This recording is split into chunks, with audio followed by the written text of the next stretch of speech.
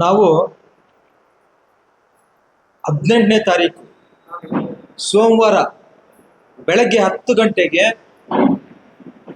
ಉಪವಾಸ ಸತ್ಯಾಗ್ರಹ ಆಮರಣ ನಿರಾಹಾರ ದೀಕ್ಷೆ ಮಾಡ್ತೀವಿ ಅಂತೇಳಿ DC ಅವರಿಗೆ ಇಮೇಲ್ ಮುಖಾಂತರ ಮತ್ತು SP ಅವರಿಗೆ ಇಮೇಲ್ ಮುಖಾಂತರ ಇದೇ ತಿಂಗಳು 9ನೇ ತಾರೀಕೇನೆ ಇಮೇಲ್ ಮಾಡಿದ್ದೀವಿ.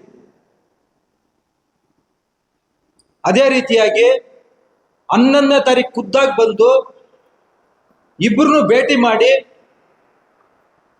DC ಪ್ರಭು ಅವ್ರನ್ನ ಭೇಟಿ ಮಾಡಿ DC ಪ್ರಭು ಅವರ ಕಚೇರಿಯಲ್ಲಿ ಟಪಾಲು ಸೆಕ್ಷನ್ಗೆ ಹೋಗಿ ನನ್ನ ಮನವಿ ಪತ್ರವನ್ನ ಕೊಟ್ಟು ನಾನು ಸೀಲ್ ಹಾಕ್ಸ್ಕೊಂಡಿದ್ದೀನಿ.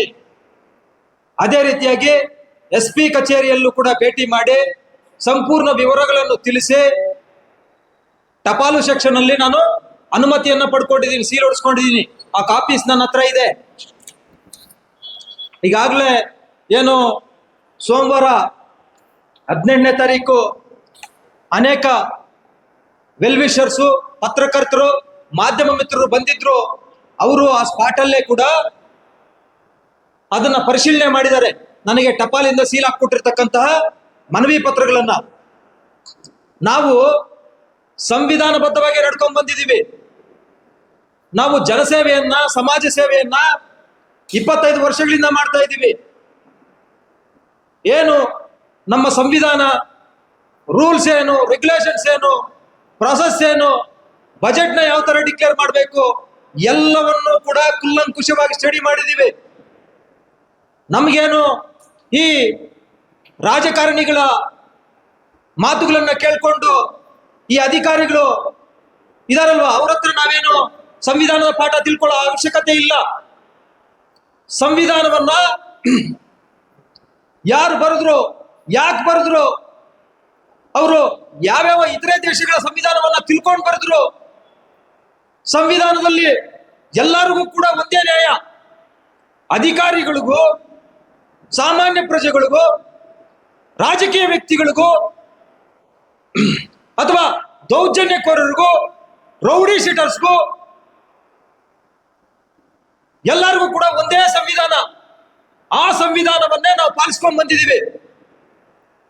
ನಮ್ಮ ಸಂವಿಧಾನದ ಪ್ರಕಾರ ನಾವು ಪರ್ಮಿಷನ್ ತೆಗೆದುಕೊಂಡು ಚಿಕ್ಕಬಳ್ಳಾಪುರ DC ಕಚೇರಿ ಮುಂದೆ ನಾವು ಪ್ರತಿಭಟನೆ ಕೂತಾಗ ಒಂದು ಕಡೆ ಸಂವಿಧಾನದ ಪ್ರತಿಗೆ, ಮತ್ತೊಂದು ಕಡೆ ದೇವರ ಫೋಟೋವನ್ನು ಇಟ್ಟು ಎರಡಕ್ಕೂ ಹಾರ ಹಾಕಿ ನಾವು ಉಪವಾಸ ಸತ್ಯಾಗ್ರಹವನ್ನ ಬೆಳಗ್ಗೆ 10 ಗಂಟೆಯಿಂದ ಶುರು ಮಾಡಿದ್ವಿ.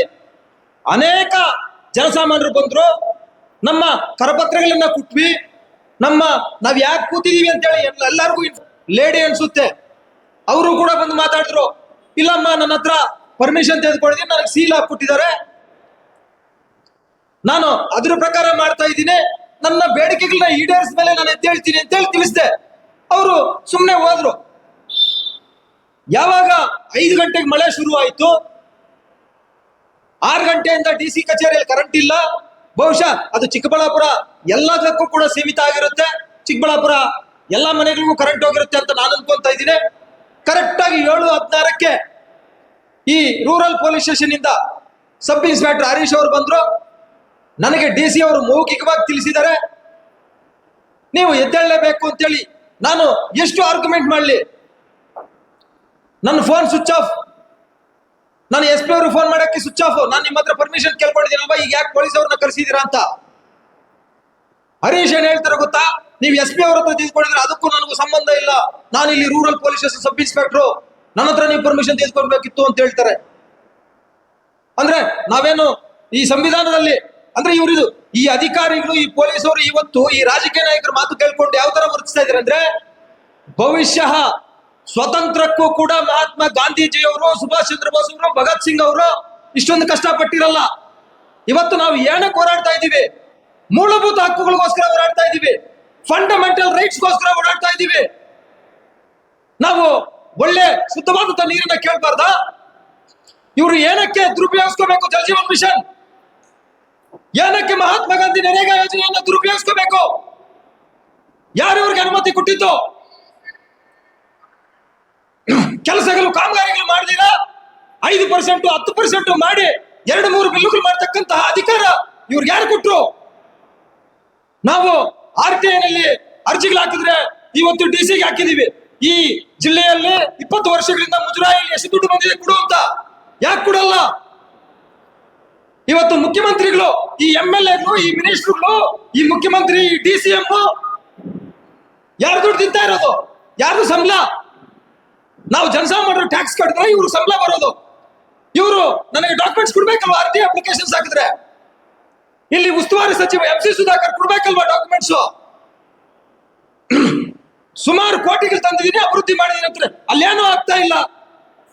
ಚಿಂತಾಮಣಿ ನಗರದಲ್ಲಿ ಆ ರಸ್ತೆಗಳು, ಚರಂಡಿಗಳು ಕಿತ್ತಾಕಿ 2-3 ವರ್ಷ ಆಯ್ತು. ಮಾಡ್ತಾನೆ ಇರೋದೆ, ಇಬ್ರು ಕೆಲಸ ಮಾಡ್ತಾನೆ ಇರ್ತಾರೆ. ಅದೇನ್ ಮಾಡ್ತಾರೋ ಗೊತ್ತಿಲ್ಲ. ಇನ್ನು ಚುನಾವಣೆ ಬಂದಾಗ ಇವ್ರು ಇನಾಗ್ರೇಷನ್ ಫೋಟೋಗಳು ಹಾಕ್ಸ್ಕೊಳ್ಳಕ್ಕೆ, ಇನ್ನು ಚಿಕ್ಕಬಳ್ಳಾಪುರದಲ್ಲಿ ನಡೀತಾ ಇರೋದು ಅದೇನೆ. ಅದೇ ರೀತಿಯಾಗಿ ನಾವು ಈ ಕರ್ನಾಟಕ ರಾಜ್ಯ ಸರ್ಕಾರಕ್ಕೆ DK ರವಿ ಅವರು ಕೇಸ್ದು ಡಾಕ್ಯುಮೆಂಟ್ಸ್ ಕೇಳಿದೀವಿ, ಕೊಡ್ತಾ ಇಲ್ಲ. ಮೊನ್ನೆ IPL ಅಲ್ಲಿ 11 ಜನ ಸತ್ತೋದ್ರು, ಅದಕ್ಕೆ ಪರ್ಮಿಷನ್ ಕೊಟ್ಟವನು ಯಾರು? ಏನಿತ್ತು ಅಷ್ಟು ಅರ್ಜೆಂಟ್ ಇವ್ರು ಸೆಲೆಬ್ರೇಷನ್ಸ್ಗೆ? ಅದ್ರ ಡಾಕ್ಯುಮೆಂಟ್ಸ್ ಕೊಡಿ ಅಂತಂದ್ರೆ ಯಾಕೆ ಕೊಡಲ್ಲ ಇವರು? ಇವತ್ತು ಟ್ರಾಫಿಕ್ ನವರು ಪೆನಾಲ್ಟಿ ಕಲೆಕ್ಟ್ ಮಾಡ್ತಾರೆ, ಅದ್ರ 20 ವರ್ಷದ್ದು ಸ್ಟೇಟ್ಮೆಂಟ್ಸ್ ಕೊಡಿ ಅಂತಂದ್ರೆ ಕೊಡಲ್ಲ. ಮಾತಾಡಿದ್ರೆ ಅಷ್ಟು ಡೆವಲಪ್ಮೆಂಟ್ ಮಾಡಿದೀವಿ, ಇಷ್ಟು ಮನೆಗಳು ತಂದಿದೀವಿ, ನಾವೇ ತಂದಿತ್ತು ಅಂತ ಹೇಳ್ತಾರೆ. ಕೊಡ್ಬೇಕಲ್ಲ ಲೆಕ್ಕಾಚಾರ ಸರ್ಕಾರ. ಸರ್ಕಾರ ಯಾರಿಗೋಸ್ಕರ ಇರೋದು? ಜನಸಾಮಾನ್ಯರಿಗೋಸ್ಕರ ಅಲ್ವಾ? ನಾವು RTI ನಲ್ಲಿ ಡಾಕ್ಯುಮೆಂಟ್ಸ್ ಕೇಳೋದು ಸಂವಿಧಾನದ ಅಡಿಯಲ್ಲಿ ತಾನೇ ಇರೋದು. ನೀವು ಮನಮೋಹನ್ ಸಿಂಗ್ ಅಷ್ಟೊಂದು ಗೌರವ ಕೊಡೋಂಗಿದ್ರೆ ನೀವ್ ಯಾಕೆ RTI ಅಲ್ಲಿ ಡಾಕ್ಯುಮೆಂಟ್ಸ್ ಕೊಡಲ್ಲ? ರೈಟ್ ಟು ಇನ್ಫಾರ್ಮೇಶನ್ ಅನ್ನೋದು ಮನಮೋಹನ್ ಸಿಂಗ್ ಅವರೆಲ್ಲ ಮಾಡಿದ್ದು. ನೀವು ಇವತ್ತು ಕಾಂಗ್ರೆಸ್ನವರು ಯಾಕೆ ಕೊಡ್ತಾ ಇಲ್ಲ ಡಾಕ್ಯುಮೆಂಟ್ಸ್?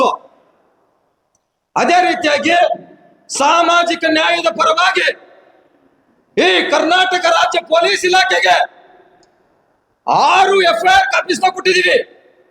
ಬಟ್ಲಹಳ್ಳಿ ಪೊಲೀಸ್ ಸ್ಟೇಷನ್ ಅಲ್ಲಿ ಕೊಟ್ಟಿದ್ದೀವಿ, ನಮ್ಮ ಕಂಚಾರ್ನಲ್ಲಿ ಸರ್ಕಲ್ ಇನ್ಸ್ಪೆಕ್ಟರ್ ಕೊಟ್ಟಿದ್ದೀವಿ, SP ಕೊಟ್ಟಿದ್ದೀವಿ, ಪೋಸ್ಟ್ ಮುಖಾಂತರ ಏನು ಅಡಿಷನಲ್ ಚೀಫ್ ಸೆಕ್ರೆಟರಿ ಹೋಮ್ ಡಿಪಾರ್ಟ್ಮೆಂಟ್ಗೆ ಅವ್ರಿಗೂ ಸೇರಿಸಿದೀವಿ. ಇವರು FIR ಮಾಡ್ತಾ ಇಲ್ಲ, NCR ಕೊಡ್ತಾ ಇಲ್ಲ. ನನ್ನ ಸ್ವಂತಕ್ಕಾಗಿ ನಾನು FIR ಕಾಪೀಸ್ ಪಿಟಿಷನ್ಸ್ ಕೊಟ್ಟಿಲ್ಲ, ಸಾಮಾಜಿಕ ನ್ಯಾಯಕ್ಕಾಗಿ ಕೊಟ್ಟಿದ್ದೀನಿ. ಇವರು ಪೊಲೀಸ್ನವರು ನನ್ನ ಮೇಲೆ ಯಾವನು ದಾರಿಯಲ್ಲಿ ಹೋಗೋನೆಲ್ಲ ಪಿಟಿಷನ್ಸ್ ಕೊಟ್ಟರೆ ನನ್ನ ಮೇಲೆ NCR ಕೊಟ್ಟು ಕಳಿಸ್ತವ್ರೆ. ನಾನು ಕೊಟ್ಟಿರ್ತಕ್ಕಂಥ ಡಾಕ್ಯುಮೆಂಟ್ಸ್, ನಾನು ಕೊಟ್ಟಿರ್ತಕ್ಕಂಥದ್ದು ಎಲ್ಲ ಇನ್ಫಾರ್ಮೇಶನ್ ಕರೆಕ್ಟ್ ಆಗಿದೆ. ಲೀಗಲ್ ಗ್ರೌಂಡ್ಸ್ ಹಾಕಿದ್ದೀನಿ, ಪ್ರೇಯರ್ ಹಾಕಿದ್ದೀನಿ, ಇನ್ಫಾರ್ಮೇಶನ್ ಕರೆಕ್ಟ್ ಆಗಿದೆ BNS ಪ್ರಕಾರ, BNSS ಪ್ರಕಾರ. ಆದ್ರೂ ಕೂಡ ಇವರು NCR ಕೊಡ್ತಾ ಇಲ್ಲ. ಮಾತಾಡಿದ್ರೆ ಇವ್ರು ಕೋರ್ಟ್ಗೆ ಹೋಗೋ ಅನ್ನೋದು. ನಾನು ಕೋರ್ಟ್ಗೆ ಹೋಗ್ತೀನಿ, 2-3 ವರ್ಷ ಸುತ್ತಾಡ್ತೀನಿ. ನನ್ನ ಏನು ಮಾರನಾಂತಿ ಕಲ್ಲೆ ಆದ್ಮೇಲೆ ಏನು JMFC ಕೋರ್ಟ್ ಇವತ್ತು 3 ಸೆಕ್ಷನ್ಗಳಲ್ಲಿ ಶಿಕ್ಷೆ ಹಾಕಿದೆ. ಅವ್ರಿಗೆ ಹೋಗಿ ಸ್ಟೇಗ್ ಹಾಕೊಂಡಿದ್ದಾರೆ ಹೈಕೋರ್ಟ್ ಅಲ್ಲಿ. ಈ ರೀತಿ ಈ DC ಅವರಿಗೆ ನಮ್ಮ ಸತ್ತೋದ್ರು PEO ಅವ್ರು ಬಂದಿದ್ದಾರೆ. ಭಾಸ್ಕರ್ ಅವ್ರು ನನಗೆ ಲೆಟರ್ ಕೊಟ್ಟಿದ್ದಾರೆ. ಅಂಕಲ್ಮುಡುಗು ಗ್ರಾಮದಲ್ಲಿ ಸ್ಕೂಲಲ್ಲಿ KMF ಡೈರಿ ಕಟ್ಕೊಂಡಿದ್ದಾರೆ, ಕಾಂಪೌಂಡ್ ನ ಬ್ರೇಕ್ ಮಾಡಿದ್ದಾರೆ, ಮರಗಳಿಗೆಲ್ಲ ಸೇಲ್ ಮಾಡಿದ್ದಾರೆ. ಇದನ್ನ ಒಂಚೂರು ನೋಡಿ ಅಂತ ಈ DC ಗೆ ಲೆಟರ್ ಕಳಿಸಿದ್ದಾರೆ. ಈ DC ಬಂದು ಜನವರಿ 1ನೇ ತಾರೀಕು, ಇವತ್ತಿಗೆ 5 ತಿಂಗಳಾಯ್ತು. ಏನ್ ಮಾಡ್ತಾ ಇದ್ರಿ DC? ಡಾಕ್ಯುಮೆಂಟ್ಸ್ ಕೊಡು ಅಂತಂದ್ರೆ ಪೊಲೀಸ್ ಅವ್ರನ್ನ ಕಳಿಸ್ಬಿಟ್ಟು ಸತ್ಯಾಗ್ರಹವನ್ನ ನಿಲ್ಲಿಸ್ತಕ್ಕಂಥ ಕೆಲಸ ಮಾಡಿಸೋದಾ? ಅಧಿಕಾರಿಗಳು ದಯವಿಟ್ಟು ಅರ್ಥ ಮಾಡ್ಕೊಳ್ಳಿ, ನೀವು ಬ್ರಿಟಿಷ್ ಅಲ್ಲ, ನೀವು ಭಾರತ ದೇಶದವ್ರೆ. ಸಂವಿಧಾನಬದ್ಧವಾಗಿ ನಡ್ಕೊಳ್ಳಿ.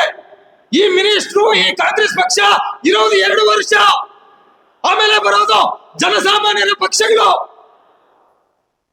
ಅದನ್ನ ಅರ್ಥ ಮಾಡಿಕೊಂಡು ದಯವಿಟ್ಟು ಸಂವಿಧಾನಬದ್ಧವಾಗಿ ನಡ್ಕೊಳ್ಳಿ.